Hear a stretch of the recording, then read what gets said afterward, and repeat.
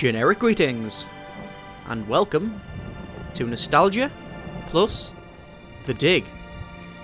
This game is an adventure game made by LucasArts in 1995, which makes it pretty much close to 20 years old. It's something that I played only once as a kid, and it took me a year and a half to do. It was the time when I certainly didn't have internet, and it wasn't as ubiquitous as it is now. You know, everybody's got internet access pretty much. But back when you played these games, not really. I remember getting a dial-up modem a couple of years after I played this, which means that when I come to a puzzle that was really confusing, I would have to actually sit around and try it, and then give up, and then a couple of weeks later try again, and that sort of thing. And it really was a time when you didn't actually go straight on the internet and look for the solution. It was about trying to find the solution yourself and the reward of doing that. However, it was slightly problematic because this game in particular had puzzles that were completely confusing and didn't really make much sense. In fact, I should not like this game. If I look at it now objectively, I can see that the puzzles are bland and confusing. The story goes from generic to insane to completely I just can't follow this at all. It's just off the wall.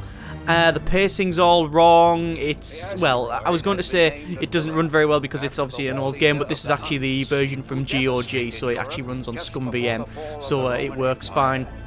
And pretty much in every way possible, this is not a good game. But I love it. It's one of those things where I really don't care about all of that sort of thing because it seems to be, for whatever reason, an important part of my childhood. I played it just the once, like I said, but I don't know why, but it stuck with me, and maybe a couple of years after I completed this game, I played it again, and then a year later again, and then a year later again, and I've played this game probably 10 or 12 times, and I used to play it annually up until a couple of years ago. And I don't know why, because like I said, the puzzles are not very good. It's got very little to, you know, when I look at it, like I say, objectively, or as objectively as anyone can, I can't see much that I like, but it just has this little spark. It is complete nostalgia for me. That's what it is, and it just sort of overrides everything else that I used to play as a kid, and I like it because of that. And it still does have this little sort of spark, this little bit of magic. Where one thing I guess it does do well, for one thing, the sound, the music in it is amazing. And even though it's old and it doesn't look very good, as you can see, it's all pixelated there and such. Part of that has to do because I've stretched it so you can see it in a reasonable resolution. But yeah, the thing is, it's still got this alienness, especially when you go onto the alien planet. Spoiler alert: there's an alien planet and all that. By the way, if you do want to experience the story, then that's why I'm sort of talking over this and not letting you sort of get a gist of it, because if you want to try, then I recommend you actually play this thing. Like I say, it's on GOG, links are in the description, you can try it yourself. It runs and it's cheap enough. Basically, the story is, asteroids coming to Earth, we're going to send some people to go and blow it up. It's very Michael Bay-ish in that sense. It's very generic, very disaster movie-ish, but it totally goes off the wall in a bit. I think I'm going to shut up because I believe the music starts to become, it goes from awesome to epically awesome, if that's a thing. These vistas are quite nice. I mean, just gently, it's very Kubrick-y at the moment. Kubrickian? Something like that. Just, you know, just slow tracking shots of asteroids and ships and stuff. It's basically setting out the story and trying to tell you who the characters are. There's that's Boston Law. That's actually Robert Patrick, I think, who voices that. The guy that did the T-1000 to Terminator 2. Is it T-1000? Whatever it is, the metal one in Terminator 2, the liquid metal one in Terminator 2, and many other things. Wasn't he in the X-Files? Anyway, yeah, and then there's other characters as well that do things and whatnot. Here we go. We're gonna go around the asteroids and stuff. Ambient sound by Clint Blackman, and we've got to do it right. I'm shutting up. Let all your prayers be with us. Epic music.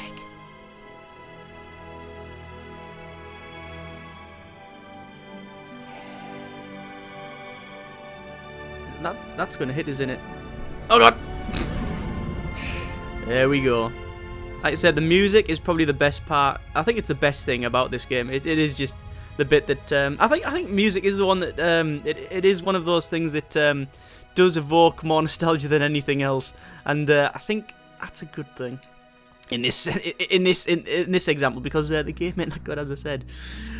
Oh, good grief. Right, so the astronauts are going to come out and we're going to have a little chat. It's an adventure game, which basically means that we have to talk at each other until we find the right solution. I've played this enough to know that there's a couple of things I pretty much need to do.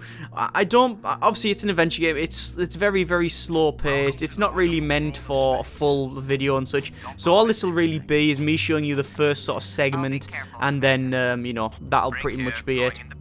Yeah, Brink going independent, and then he's going to come out. There we go. There's our 3 characters, at least the 3 characters that we can see and talk to and such. Oh, no, we can talk to a couple of others. Howdy, Brink. Howdy, Brink. Welcome to the place where geology and astronomy meet. A professor once told me, astronomers are geologists with clean hands and a squint. You going to quote him on that in some magazine, Robbins? Astrology joke. Right now, Oh, God. Right. So I think we now actually have control of the game, about maybe 5 minutes into it. So, what do we have to do? Well, it's an adventure game, and it's a particularly bad adventure game in the sense that we don't really have any idea what we need to do. There's no objective, we've got no UI whatsoever other than a little eye which brings up the inventory, which happens to be what right click does. So there's really no point in that at all. Generally what you do in adventure games is you scroll your mouse around and you can see it'll go from that greyish colour to a blue when there's something that you actually need to click on, and then you left click and then it has, you know, you go up to it and talk to it or use it or whatever. We can actually use some of these items here. We can click on our pen ultimate. There you go, the pen ultimate, which is basically an iPad before iPads, and well, it's just a tablet device, isn't it? It's what people it's what people would call an iPad if they realised that there was actually such thing as tablet devices many years beforehand. Anyway, we can do a couple of things. We can actually use our asteroid lander, which press that and it basically brings you to a game called Asteroids, which ironically is actually a better game than the game we're playing. You press asteroid lander and you can actually play Asteroids. In fact, let's have a quick go. So there we go. We got Asteroids. We can move our little rocket about, and we have to land on this ×2 up here, and we've got a certain. Oh, we've got some thrust. There we go. We're just thrusting over here now. There we go. This is asteroid lander, and oh, we're closing in. Alright, here we go. I used to spend hours just playing this game. I mean, it was a weird time when I didn't really have access to many games and such. I think I've mentioned this in a couple of nostalgia videos. I wasn't a massive gamer when I was younger, but here we go. I think it's going to be a bit of a shonky landing, this one, isn't it? We got a bit of... Oh, thrust. What? What do you mean the lander destroyed? I'm calling shenanigans on that one. Pilot a shuttle better. Yeah, let's just escape. Mission aborted, yeah, balls to you. Right, so that was our asteroid lander. And we can also go to comms and we can have a chat with people. So we can say comms, and then we're going to chat. Well, we can talk to Ludger Brink, who's the geologist stroke astronomer stroke guy, the German guy. We got Maggie Robbins. Yeah, she's a reporter, but she's also got many other traits and such. She's like a linguist and things like that. Borden, who's a character that we won't see for very long. And then there's Cora Miles. What's Borden's name? It's something Borden, or is it Borden? Yeah, it's something Borden. Cora Miles, she's the payload specialist, in which I'm going to have a little chat. Miles, this is Low. Do you read? Yeah, Boston, I'm on. Yeah. You wish. In your dreams. Banter. Right, flying pig. Ready for the deployment of the free fall. That's what we're going to do. We're going to deploy Is the crew the clear free of the fall area? tool chest, which is basically it's a box, but it's a NASA box, which it sort of means it cost many millions, if not hundreds of millions of dollars, and it just carries things. It's typical NASA sort of over-engineered things. Yeah, it's a little bit more than that. It's not just like a big bit of Tupperware. It's not like that. It's actually got some sensors on it and such. But it does carry a shovel, which is actually from B&Q or your nearest sort of generic home improvement Fine with the pig, Cora? depot. Looking sweet, Boston. Right. You just be good to my baby. She likes the pig. It's what we need to. Oh, look at that! We can actually fly around. God, look how amazingly this game looks. Good grief! There we go, flying around. When I used to play this as a kid, it's weird because I actually got this game with I actually bought this and I got the dig and I got full throttle in a big box, and that was the same. Well, the same box. It was one of the things where I went, oh yeah, I like full throttle, and you get this game called the Dig with it, fine. And I bought that and played full throttle and love full throttle. I will do a video of full throttle at some point. I'm sure it'll come to GOG, but just not yet. I do still have the CDs anyway, so I actually now own 3 copies of the Dig. I own the big box copy, which is in the attic somewhere. I own a DVD of the Dig, which was like re-released in late 2000s, something like that. And I now own this copy. Anyway, I'm going to click on the pig. But when I used to try and play this, I would try and play it, and then I would get to this point, I wouldn't really know what's happening, and it was, I don't know why, but I was a little bit sort of, it sounds weird, I was a little bit scared of playing it in space and stuff, and I didn't really like it because all the other games I played before them were a lot more cartoonish. Like the games that I can remember playing as a kid, there's several games that I remember playing as a kid, but the adventure games I used to play, the Dig, Full Throttle, Toonstruck, and The Curse of Monkey Island, which is the 3rd Monkey Island game. What I'm doing now, actually, is opening the tool chest. But if you imagine, Full Throttle is very short, but it's a little bit different from the other LucasArts titles. The Toonstruck is very cartoony and stuff. In fact, it's set in a toon sort of world. And Monkey Island is like really comical as well. And there's other ones that I played, and they were all sort of comical. This one was the first sort of serious one. I'm going to pick up the shovel. I'm going to pick up the 0G digger, and then I'm going to pick up 2 nuclear devices. We'll put one in my left pocket and one in my right. There we go. So, we need to then exit into, go outside the asteroid. This asteroid's called Attila, named after Attila the Hun, as it says at the start. So we need to go to a different quadrant. So we'll go to quadrant 2, and what we're trying to do now is we're trying to place the nukes. So I'm just going to right-click and go on my 0G digger, and then use that with target surface. And then he's going to go back, and we're going to dig it out, and we're going to place some nuclear devices. But as I was saying, yeah, it was weird because I tried to play this and I didn't really get very far because it was sort of, I don't know why, but I went, oh, I don't really like that. It's a bit out of my comfort zone, and didn't used to play it. We need to place explosive either beta, I think it was, or is it alpha? I assume it might be alpha on this quadrant. They'll tell us if it's wrong. Shuttle, this is low. There we go. We're placing the explosive in quadrant 2. Acknowledged. Okay, there we go. Could you give me a hand with this, Brink? There we go, they're placing it. It's weird for some reason that, again, it's one of them quirks of this game where you've got 2 explosive devices, and for some reason one of them has to go on a particular quadrant. So you can't just put any old explosive device on this area, but you don't really know which one it is, unless you start to talk to everybody a million times. And also, it makes, in a gameplay sense, it means no reason. You know, you're just gonna use bomb on asteroid. That's all you're going to do. I've just set that there, and that looks it's going quite nicely. We could have another chat with people. We can actually click on Brink, for example, and we can say, Brink here. let's say something profound. You can ask a question, say something profound. That was the game's way of trying to. If you're stuck, you ask what you basically press one of them buttons. These are obviously particular topics. So that's stop talking. That's let's talk about Maggie Robbins. That's talk about nuclear explosives, and that's talking about flying pig. Let's say something profound. Happy to set foot on a new world, Brink? Attila is a very old world, Commander. It is merely new to us. Today's beverage is squash. You know, for that nostalgia feel. Low out. Low out. There we go.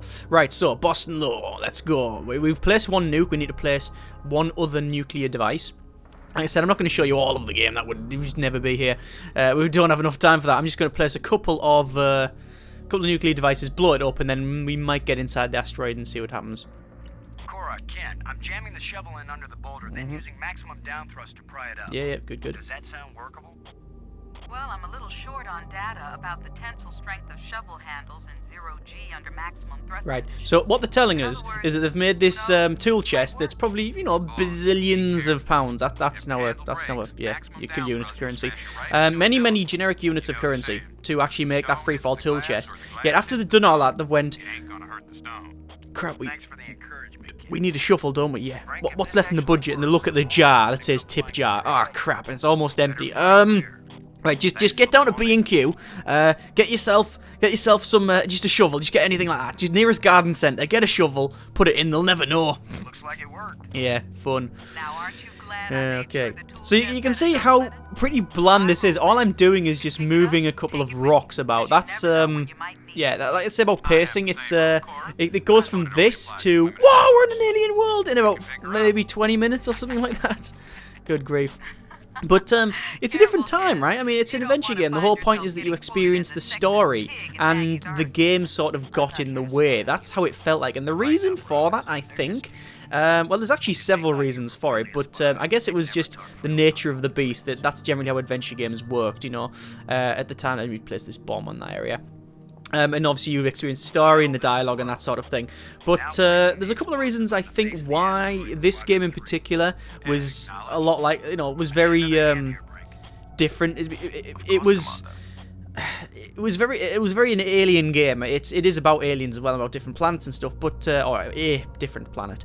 But it was very different from the other sort of games that the LucasArts was making at the time. The adventure games were all like comedy, like you've got things like Day of the Tentacle and Monkey Island, and those sort of games that were very, you know, they're based around just yakety yak yaks, and you know, they were comedy based.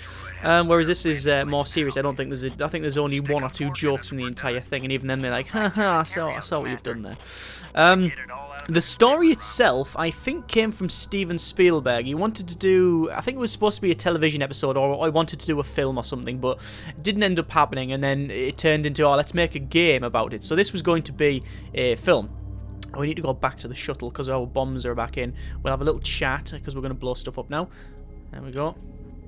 Load a payload, over. Miles here. Mm-hmm. How can they be so sure the surface won't be radioactive? Just gonna have a little chat about nukes. So it was originally a Steven Spielberg idea that then didn't happen, and thought, we'll make the dig, we'll make it into a game. And then they started production, and then however long, partway through they went, this is not working. And then it got redesigned, and then it went through another, like, it kept on getting designed, then back to development, and then halfway through, it got stopped again, and then again got restarted, you know, basically not started from scratch, but started to redo bits of it, and then finally it came out. So it actually went through 3 major iterations before we actually got this thing, which is why there's a lot of mismatched parts. So, for example, all the animation, like all the FMV stuff, is completely different. It looks different to this stuff, to like.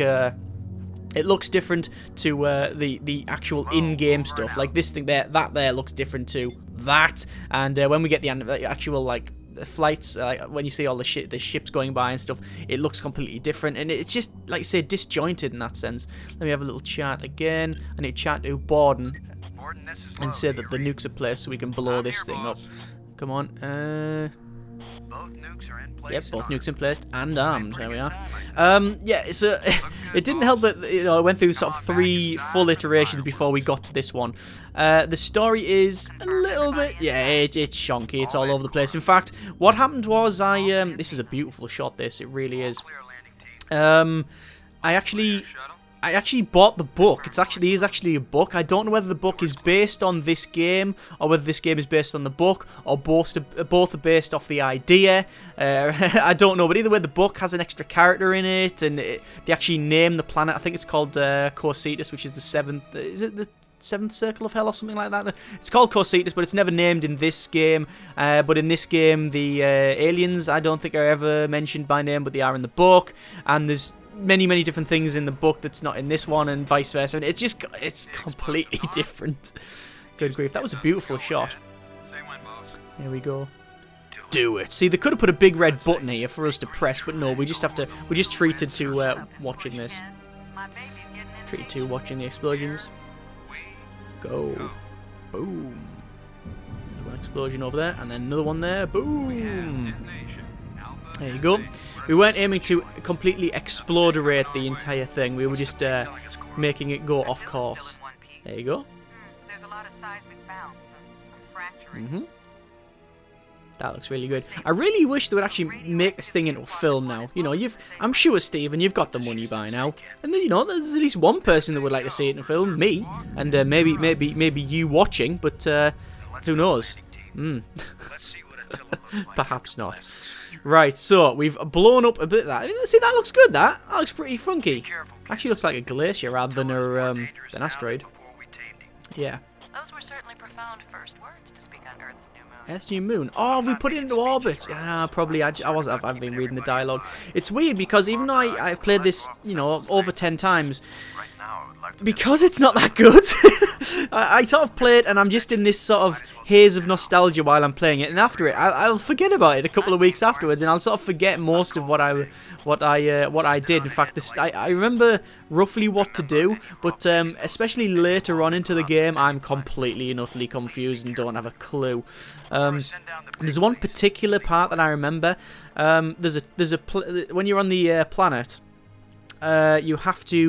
you get these like weird crystals. Again, spoiler alert. You get these weird crystals that bring things back to life, and what you have to do is get like this weird turtle thing. You have to reassemble its bones and put them in the right order. Crack the crystal on it and this egg thing, and it'll put it back to life, and then it'll swim in the water.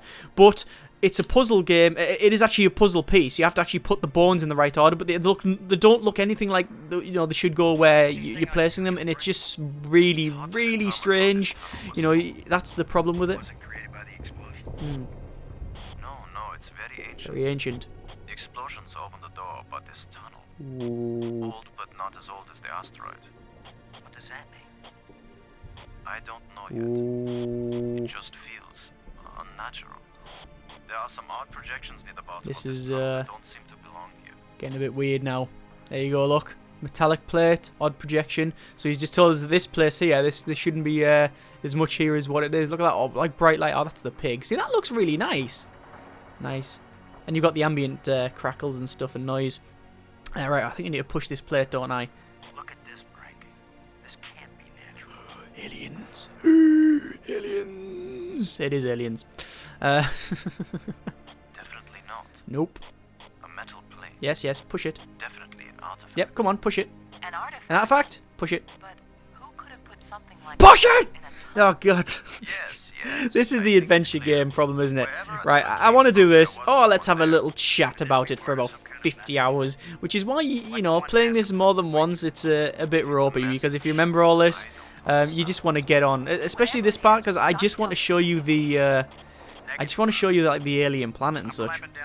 And that's one of the, I think that's the main reason why you actually go back to it, because it is a very alien world and it has this sort of weird magical quality about it. Obviously, all of that's total BS. It's all nostalgia and it's probably a load of garbage, but you know, that's the whole point, isn't it? It's nostalgia. That's why I do these videos. Right, so what we need to do anyway, we need to push that plate and we need to dig the other ones out and then push them and then put the puzzle pieces back, and then that will actually, you know, show what this thing actually is. But that might take about 50 hours. Can I press it just to escape? Yeah, I'm just going to press escape. There we go. I've pushed it and the plate's gone behind. I'm just going to quickly skip ahead here. We need to use the shovel on there. Do we need to use shovel on there? There's no way to get leverage with this. Okay, there we go. Yeah, that's weird. Why? That's not one thing I didn't realise. I didn't notice. The voices for talking to them is all, you know, crackled through headsets. Yet when you actually talk, like when it's telling it, you know, when you do something that it doesn't like say use flashlight on that, It won't accomplish anything. it's it's actually not crackled. I may be criticized for it later, but I'm gonna dig out one of these odd. Yeah, so we're gonna dig these out. It's your decision, Commander. Yes, it's our decision. Cool. So we're gonna dig around the plate, and then we'll find another plate, and then we'll push it to the limit. There we go. I'm going to push another one. And it's going to disappear behind it. See, isn't it fortunate that I wish we could be all sure of these what plates, destroyed which are was extremely vital to us progressing on in the game, isn't it really, really Be able to push them. fortunate that we actually managed to blow up the part of the asteroid with... we blew up the part of the asteroid which leads us into this cavern. See, if we didn't do this, then we wouldn't really have any of the game. Yeah, it's a bit ropey, isn't it? Good grief. That's really good. Digging that out. And we're going to push that one again. That's a really big one, actually. Here's number 3. Number 3. Hurt. And there it goes. Fantastic. It disappeared too. Yes, it disappeared too. And that one, you'll notice, is actually a little bit bigger than the other ones. And it's big enough for us to go down, fortunately. There we go. We're just going to clear this other one up. And then, I think we can head down. 3 for 3 here, folks. So how many do I need? I think I need 4 plates. 1, 2, 3, 4 plates. Yeah, we've got all 4 plates done. So we need to just push that. And then it will go. Here's the last one. Come on, here it goes. And thump. There it goes. Cool. Well, we've done it. Whatever it is. This is just a different era, isn't it, of gaming? I mean, even the adventure games now. I mean, I can't really. There's only been a couple, but yeah, I mean, it is something that sort of disappeared. Like the late 90s and 2000 and noughties, I guess if you want to call them that. There just wasn't adventure games really. If there were, there was only 1 or 2, and then they have actually started to come back. We have actually started to get ones, but it's a lot more. It's more episodic stuff now, isn't it? That we're treated to. Good grief! Look at this. Yeah, that looks terrible. So, the asteroid is Yeah, the asteroid is hollow. Time to update Houston. Yeah, Load a shuttle. I don't think we can reach them. No, we can't. Static. Mhm. Must be all this rock. We're cut off. Should we go back outside and call them? Nah, they can sit tight for a few more minutes while we poke around. Yeah, we're just gonna poke around. See, this is. I mean, poke around. I mean, what's to do? Go back or go over to that pedestal over there. That's all I can do. I wouldn't really call that poking around. I mean, how long have we been doing this video now? I don't know how long, but it's been very slow paced, that's for sure. And not a lot has happened, yet for some reason I still like it. It's still got that weird quality. It's nostalgia, isn't it? That's the point. I'm just going to pick up these plates and shove them on here. We're close to where I want to be with this one. These plates probably fit together, but how? Well, we put the big one. These plates probably fit together, but how? Put the big one there. There you go. I can't use this. Alright, so we'll just pick up these plates and we're going to connect them all together. There we go. Pick that up and put it in the pedestal. These plates probably fit together, but how? Basically, he's going to keep saying that until I place it in the right order. Good grief. Right, we're going to pick that up. Go here. And then, this is where the game goes from, oh, just generic Michael-based story, we're doing some asteroid stuff, to absolutely weird.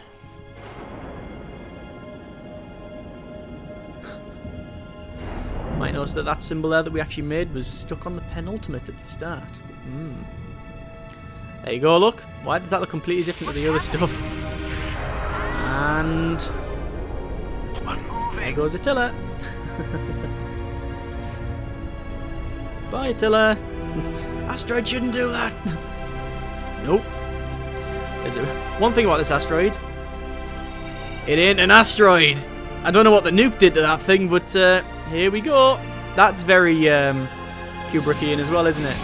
There's open like a little Stargate, or whatever it is, and then where are we off to?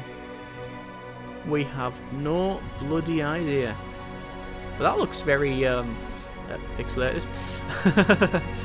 Here we go. Welcome to planet. It doesn't actually tell us in game. I think it's called Cocytus. Yeah, that's what it was named in the book. But this is. Look at that. That's really beautiful, in fact. And it's the music as well that sort of does this. And they're all looking around. They even look at the camera. That's how bad the acting is. They look at the camera. I feel like someone turned me inside out twice. It's a little difficult to Turned move inside now. out and then exploded. That's because we've got gravity. Planet-type gravity.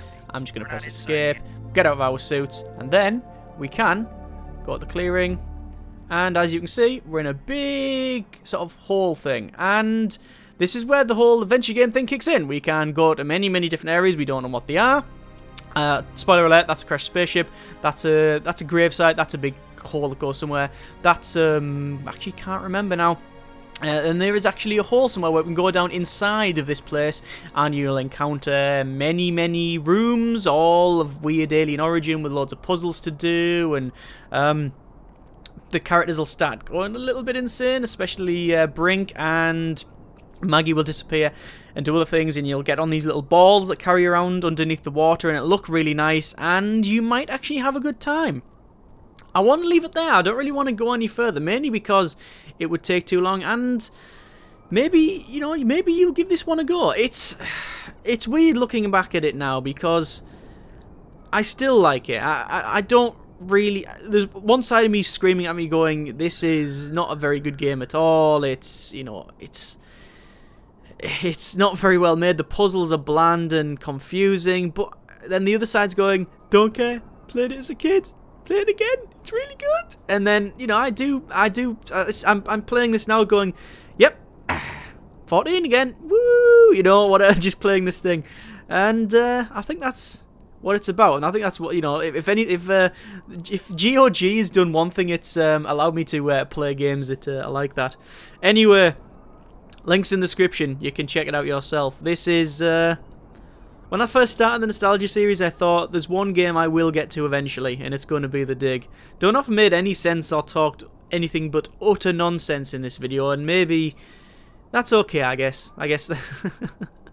I was going to do this video at some point, so it might as well get out there. Yeah, The Dig. It's not very good, but it's cheap, and maybe you played it as a kid and you want to, you know, play it again. Did you play The Dig as a kid, or even recently? I'd like to know. Go in the comments, and what's sort of your memories of it? Anyway, thanks so much for watching. Take care of yourself. And generic partings.